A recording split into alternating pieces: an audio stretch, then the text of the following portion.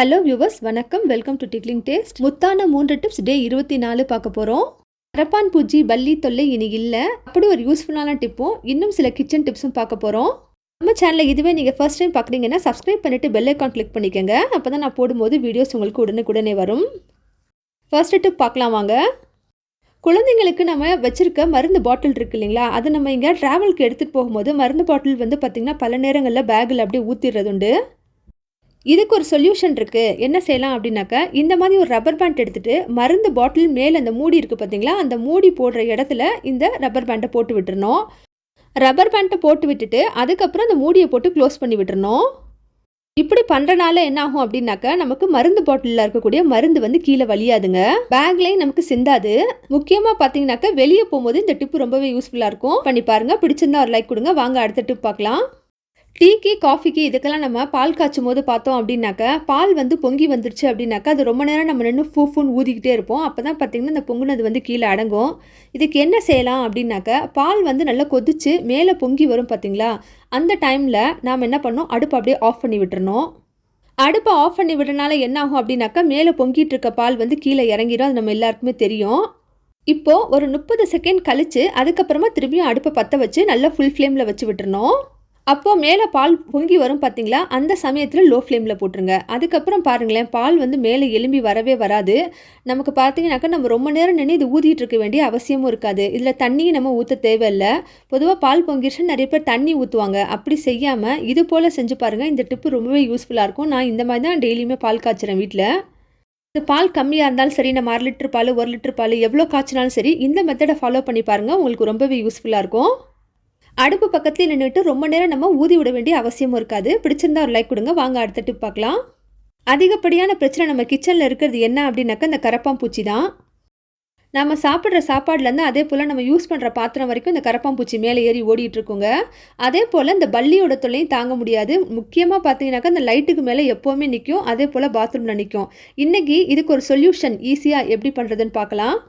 ஒரு mixie jar எடுத்துக்கிட்டு அதில் பெரிய வெங்காயம் 1 எந்த சைஸ் வேணாலும் எடுத்துக்கலாம். அதை ரஃபாக சாப் பண்ணி போட்டுக்கோங்க. அதுலேயே ஒரு 8லேருந்து 10 மிளகு எடுத்துகிட்டு அதையே சேர்த்துக்கோங்க. இது ரெண்டையும் கொஞ்சமாக தண்ணி ஊற்றி நல்லா ஃபைனாக அரைச்சிக்கணும். இந்த வெங்காயத்தோடைய அதே போல் இந்த மிளகுடைய நெடிக்கு பார்த்திங்கனாக்கா இந்த கரப்பாம்பூச்சி பல்லி ரெண்டுமே வந்து பயந்து ஓடுங்க. அடுத்து இந்த அரைச்ச விழுதில் தண்ணி சேர்த்துக்கலாம். இந்த மிக்ஸி ஜாரோடைய ஃபுல்லாக தண்ணி சேர்த்துக்கிட்டு இதை இப்போ நம்ம வடிகட்டி எடுத்துக்கலாம். கடைசியாக நம்ம வடிகட்டும் போது பார்த்தீங்கன்னாக்கா இந்த வெங்காயம் இருக்குது பார்த்தீங்களா, அதில் இருக்கக்கூடிய சாறு எல்லாத்தையுமே நல்லா ப்ரெஸ் பண்ணி எடுத்துருங்க. இதை இப்போது ஸ்ப்ரே பாட்டிலில் சேர்த்துக்குவோம்.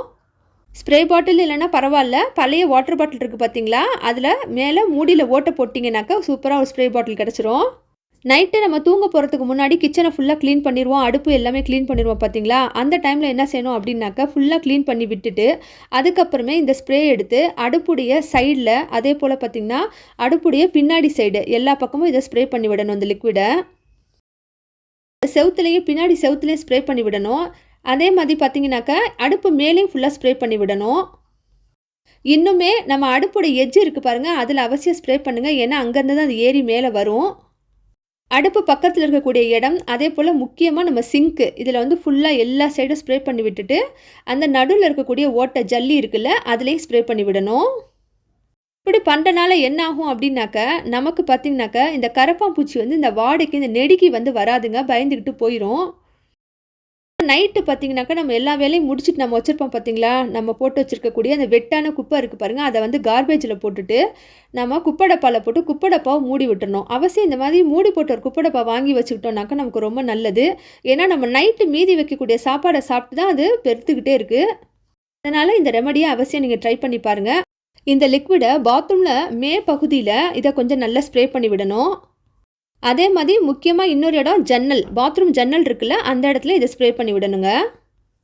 இன்னும் முக்கியமாக இன்னொரு இடம் பார்த்தோம் அப்படின்னாக்கா, கதவுக்கு பின்னாடி அவசியம் மேலே அதை போல் கீழே எல்லா சைடும் பார்த்திங்கன்னா ஃபுல்லாக இதை வந்து ஸ்ப்ரே பண்ணி விட்டுருங்க. இந்த மாதிரி தொடர்ந்து நம்ம செஞ்சுக்கிட்டே வரனால இந்த பல்லி தொல்லையிலேருந்தும் கரப்பாம்பூச்சி தொல்லையிலேருந்தும் சீக்கிரமாக விடுதலை பெறலாம். இன்றைக்கி நான் சொன்ன டிப்ஸ் எல்லாமே உங்களுக்கு ரொம்ப யூஸ்ஃபுல்லாக இருக்கும்னு நம்புகிறேன். ஒவ்வொன்று செஞ்சு பார்த்துட்டு அவசியம் நீங்கள் கமெண்ட்ஸில் உங்கள் ஃபீட்பேக்கை கொடுங்க. பிடிச்சிருந்தால் லைக் பண்ணுங்கள். இந்த டிப்ஸ் எல்லாம் உங்கள் ஃபேமிலி, ஃப்ரெண்ட்ஸ், ரிலேஷன்ஸ் எல்லாருக்கும் ஷேர் பண்ணுங்கள். முத்தான 3 டிப்ஸ் பிளேலிஸ்ட்டில் நிறைய டிப்ஸ் இருக்குது, செக் பண்ணி பாருங்கள். தேங்க்யூ ஃபார் வாட்சிங்.